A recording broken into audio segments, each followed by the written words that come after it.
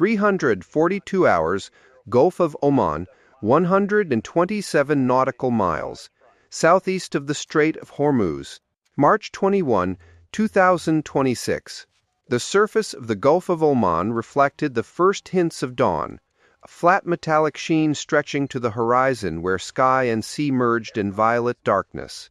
Then, from the southeast, the radar signature appeared, massive, unmistakable, unprecedented. A combat information center aboard the Iranian frigate Jamarain registered the contact at 342 hours and 17 seconds. A single enormous radar return. Then 4 escort signatures. Then 8. Within 30 seconds, the tactical picture clarified with brutal certainty. The USS Gerald R. Ford, the largest and most advanced warship ever constructed, had entered the Gulf of Oman with a strike group of unprecedented lethality. The tactical action officer aboard Jamarain keyed his circuit, voice tight with tension. Surface contact bearing 135 degrees, range 1 to 7 nautical miles. Identification confirmed. CVN-78, Gerald Ford-class supercarrier. This is happening. The strategic calculus shifted instantly. The Gerald Ford, displacing 100 zerotons, carrying 75 aircraft, powered by 2 nuclear reactors generating 280 horsepower, represented American naval power in its most concentrated form. Commissioned in 2017, the vessel embodied technological supremacy.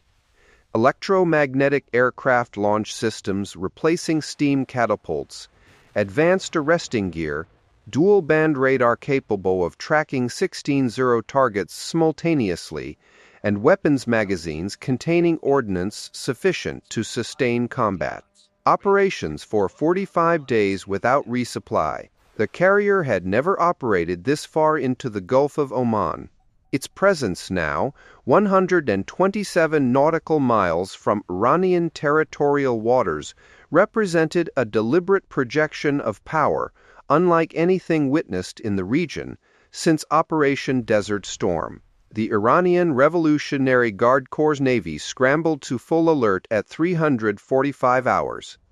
32 fast attack craft departed Bandar Abbas and Jask simultaneously, engines screaming to maximum power. The Islamic Republic of Iran Air Force launched 14 Su-35 flankers and 12 F-4 Phantom II fighters from 4 separate air bases. The message from Tehran to field commanders carried unmistakable urgency. Monitor but do not engage unless directly threatened. The Ford represents escalation beyond previous parameters. Iranian command understood the implications. This was not routine patrol. This was statement warfare, power projection designed to reshape regional calculations through presence alone. What Iranian intelligence had failed to anticipate was the comprehensive nature of the deployment.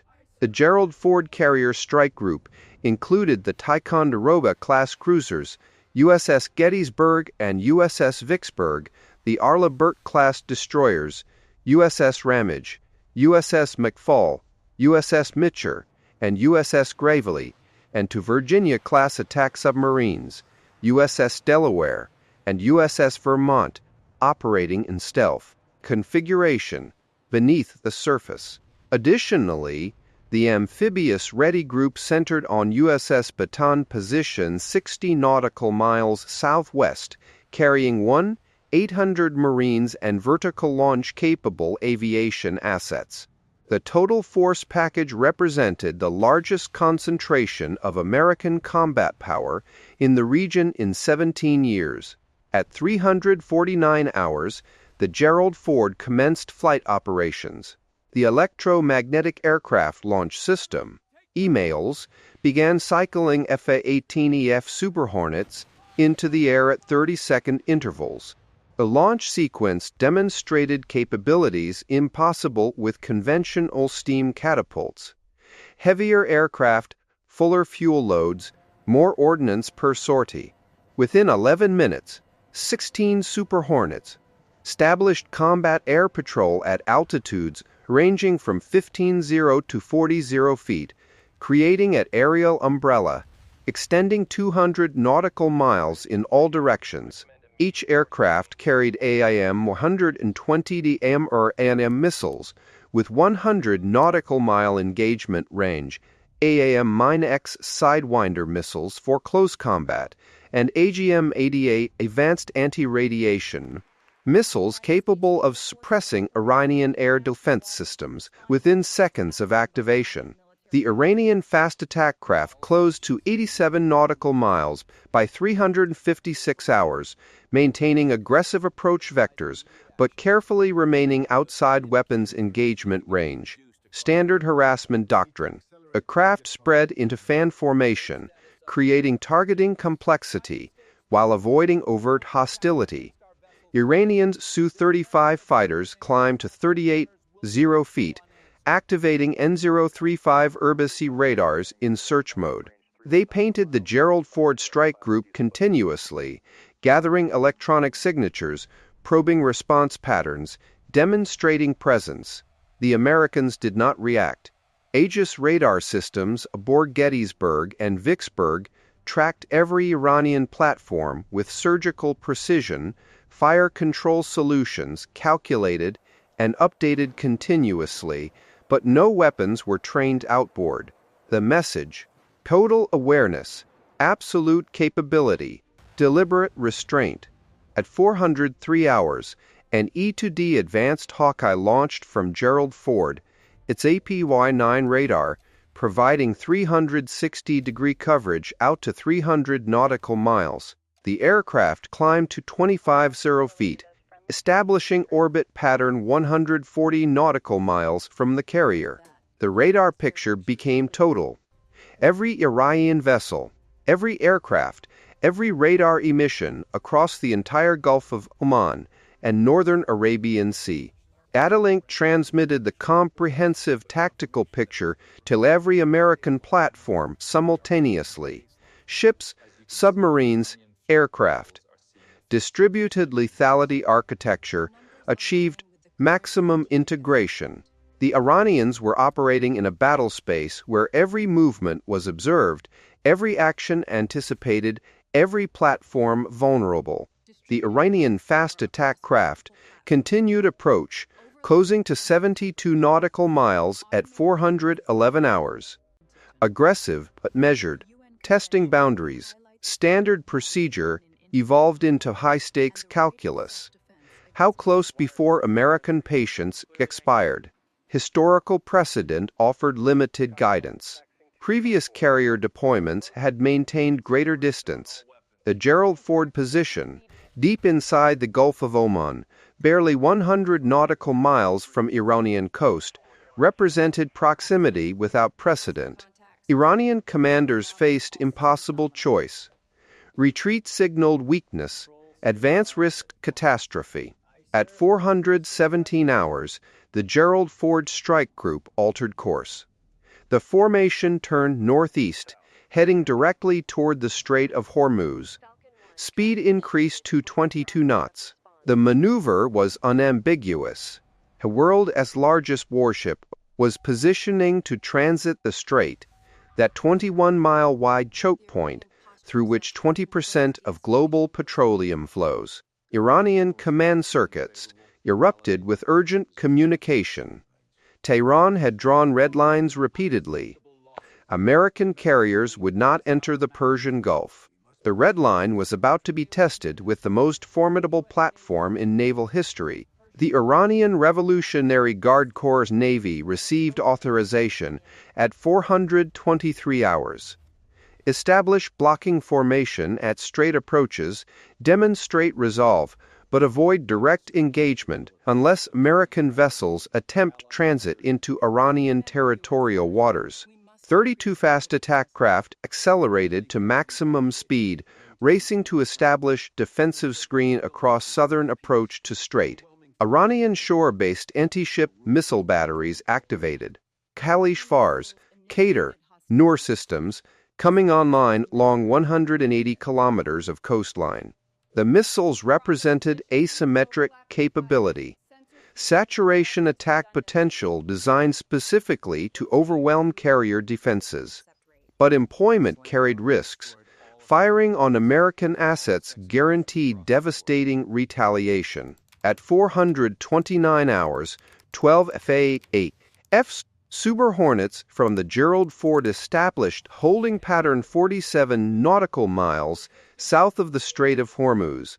Each aircraft carried 4 AGM-84 HLCLAM-ER standoff land attack missiles with 150 nautical mile range. The message was implicit. Iranian coastal missile batteries were targeted, coordinates locked, weapons ready. One launch order would eliminate Iran's asymmetric advantage in under 8 minutes. The Hornets orbited in clear radar view, ensuring Iranian command observed the capability positioned against them. The Iranian fast attack craft reached blocking positions at 436 hours, spreading across the southern strait approach in overlapping defensive formation. Engines idled, weapons manned, crews at battle stations. The formation represented determination, physical obstruction forcing confrontation if American vessels continued approach. The Gerald Ford Strike Group maintained course, closing range steadily. Distance to Iranian formation, 34 nautical miles.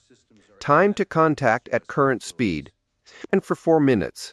The Strait had witnessed confrontations before. Operation Praying Mantis in 1988, various harassment incidents throughout decades, but never with stakes this elevated, never with a platform this valuable, never with global attention this focused. At 441 hours, the Gerald Ford Strike Group slowed to 8 knots. Forward momentum continued, but engagement timeline extended. The formation maintained course toward Strait, but decelerated approach. Iranian command interpretation. American resolve wavering under pressure, or tactical patience preserving options. The answer remained unclear. What was certain? The Gerald Ford had not turned away. The largest warship in history continued slowly, methodically toward the choke point Iran had vowed to defend. The sun broke the horizon at 447 hours, illuminating the Gulf of Oman in harsh orange light. The Gerald Ford became fully visible from Iranian coastal observation posts. Enormous flight deck stretching 192 feet, island superstructure rising 20 stories, aircraft spotted across deck in launch configuration. The site carried psychological weight beyond tactical metrics. 75 aircraft, nuclear propulsion, providing unlimited range. Defensive systems capable of defeating 200 simultaneous inbound missiles.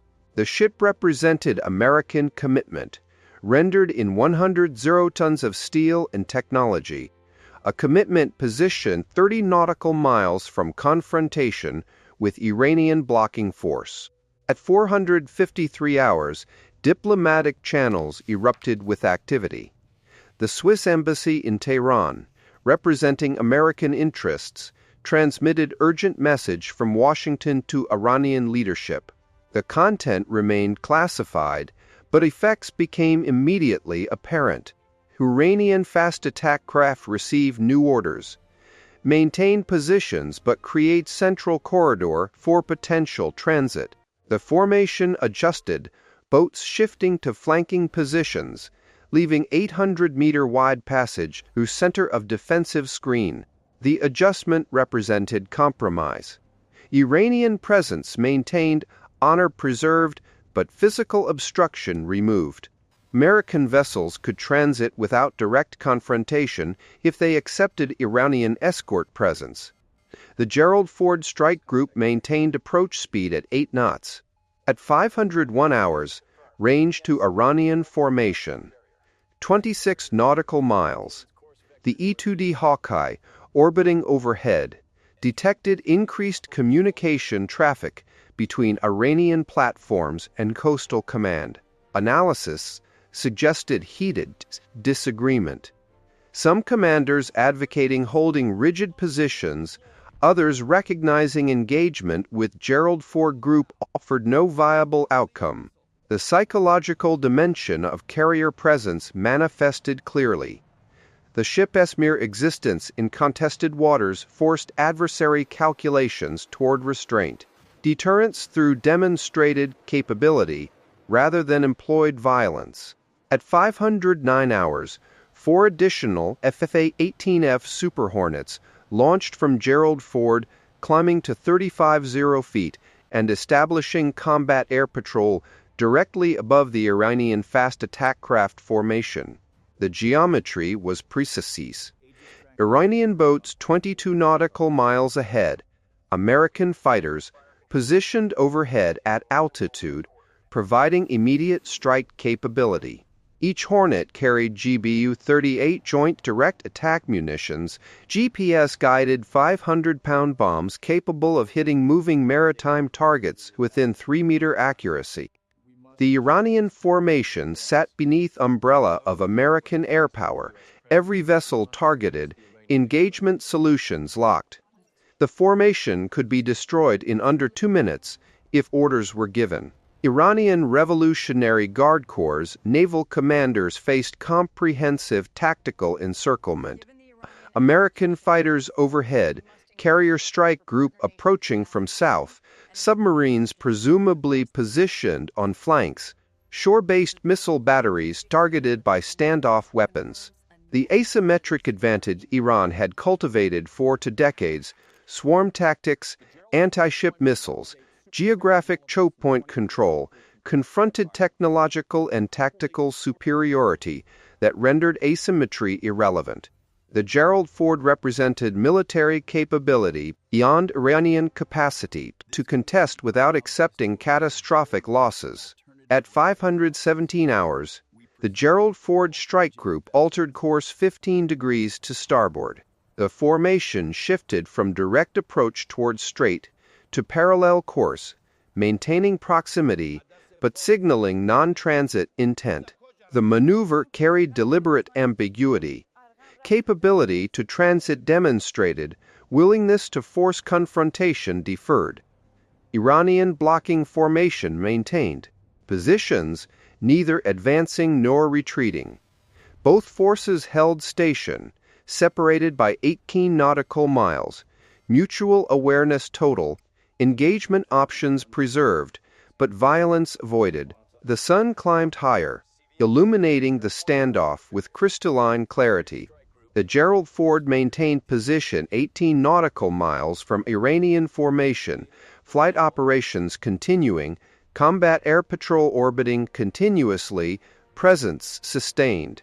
Hours passed. Iranian fast attack craft remained at battle stations, crews fatigued but vigilant, orders unchanged. The confrontation settled into tense equilibrium. Neither side withdrawing, neither side escalating, both demonstrating resolve who maintained positions rather than kinetic action. At 1,342 hours, 9 hours after initial detection, the Gerald Ford strike group turned southeast, departing the Strait approach zone. The formation maintained full combat readiness, aircraft cycling continuously, but range to Iranian positions increased steadily. The Iranian fast attack craft held blocking formation for 2 additional hours before receiving orders to disperse and return to home ports. The immediate crisis had passed. The Gerald Ford had demonstrated presence, capability, and willingness to operate in waters Iran considered contested. Pep-Buck the carrier had not forced transit, had not triggered direct military confrontation, had not crossed the threshold into Iranian territorial waters. The tactical lessons were immediate and multifaceted. The Gerald Ford deployment represented evolution in carrier strike group employment doctrine. Proximity without engagement, presence as primary weapon, psychological dominance, through capability demonstration rather than violence employment. The 9-hour standoff proved carrier groups retain fundamental relevance in confined waters, despite 2 decades of analysis, suggesting vulnerability to asymmetric threats. Properly supported, properly positioned, and properly employed, the supercarrier remained the apex instrument of naval power projection. Strategic ramifications cascaded through regional capitals within hours. Saudi Arabia's Ministry of Defense issued statement commending American commitment to regional stability and freedom of navigation. Translation: gratitude that overwhelming force presence deterred Iranian aggression without triggering conflict that could engulf Gulf monarchies. The United Arab Emirates requested immediate meeting with United States Central Command regarding expanded defense cooperation. Oman, maintaining traditional neutrality, issued carefully worded statement expressing concern over military escalation, while privately reassuring Washington of continued port access and overflight rights. Tehran's response arrived via state media at 1,647 hours local time. The Supreme National Security Council declared successful defense of territorial integrity against imperial provocation. Iranian television broadcast footage of fast attack craft formation, framing the standoff as victory through resistance. The domestic narrative emphasized Iranian vessels forcing American carrier to retreat without mentioning the Gerald Ford had maintained position for 9 hours, never turned away under pressure, and departed on independent schedule. Iranian military command, however, absorbed different lessons. Confrontation with Gerald Ford's strike group offered no viable military option, asymmetric capabilities proved insufficient deterrent, and American willingness to position assets this close to Iranian waters demonstrated commitment beyond previous assessments. The engagement, heavy standoff without violence, could be termed engagement. Fundamentally reshaped deterrence architecture across the Persian Gulf theater.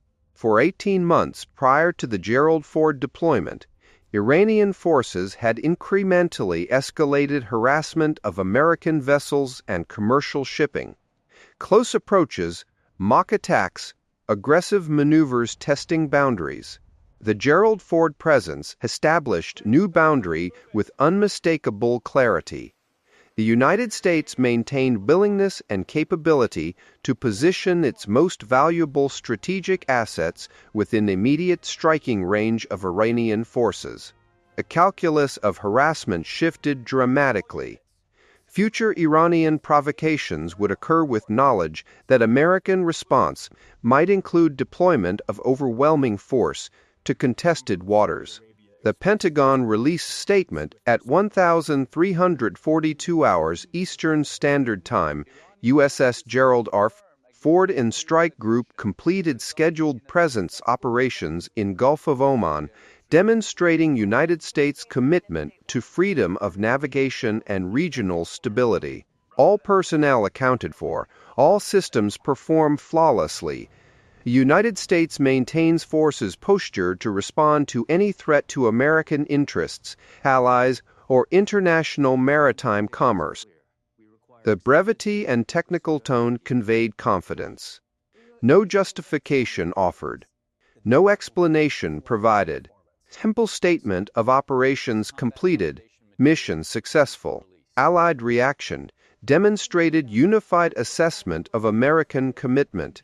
The United Kingdom's Royal Navy announced HMS Queen Elizabeth Carrier Strike Group would conduct combined operations with American forces in Indian Ocean, providing complementary presence. France confirmed nuclear-powered aircraft carrier Charles de Gaulle would extend Middle East deployment by 60 days.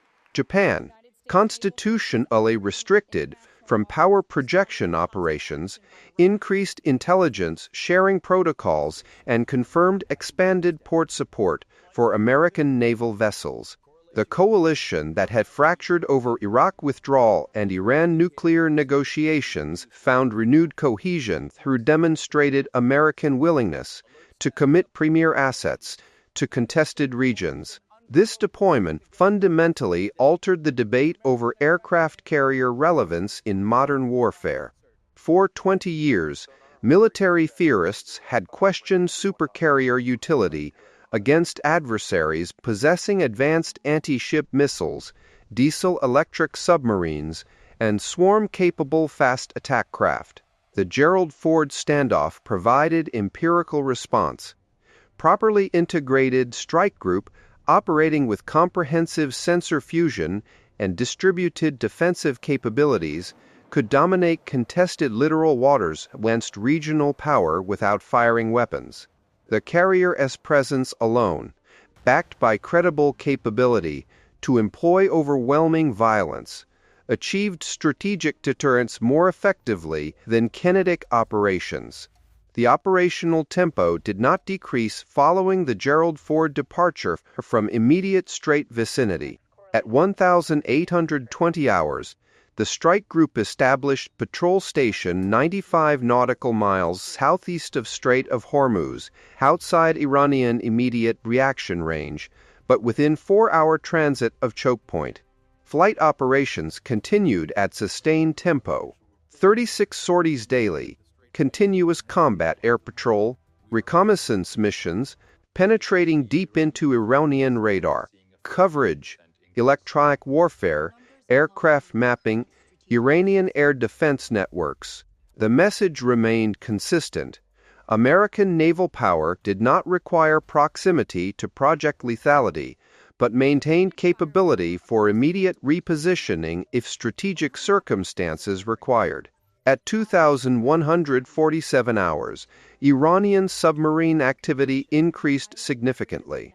3-kilo-class diesel-electric boats departed Bandar Abbas, attempting to establish surveillance positions near Gerald Ford operating area.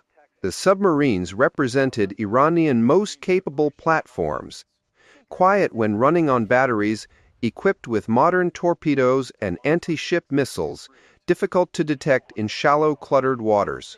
They submerged in coastal waters, hoping to exploit thermal layers and heavy commercial traffic for concealment. They were detected immediately. USS Delaware and USS Vermont maintained continuous passive sonar contact from ranges exceeding 40 nautical miles. The Iranian submarines never achieved tactical surprise, never established attack geometry, never threatened American vessels. They surfaced 16 hours later, mission unsuccessful, having confirmed their own irrelevance against superior anti-submarine warfare capabilities. The toll of the 9-hour standoff: 0 casualties, 0 shots fired, 0 weapons employed. Iranian vessels returned to port, aircraft landed safely, crews stood down from battle stations. American strike group maintained operations, readiness undiminished, presence sustained. A confrontation that could have escalated into regional conflict had been managed through professional military presence, clear communication of capability, and mutual understanding that engagement offered Iran no positive outcome. The restraint demonstrated by both sides prevented miscalculation, but restraint was possible precisely because capability balance was unambiguous. The Gerald Ford could have destroyed the Iranian blocking formation in minutes. Iran understood this reality. American commanders understood that Iran understood. Mutual recognition of overwhelming capability imbalance enabled deterrence without violence. The Strait of Hormuz remained open, not through negotiation, not through diplomatic agreement, but through demonstrated American capability to position decisive military power in immediate proximity to critical choke point and sustain that presence despite opposition. The Gerald Ford deployment established precedent. Gerald's largest warship could operate in contested waters, dominate maritime battle space, and achieve strategic objectives through presence alone. In the calculus of modern deterrence, the 100 zero-ton supercarrier proved relevance not through weapons employed, but through capability so overwhelming, employment became unnecessary.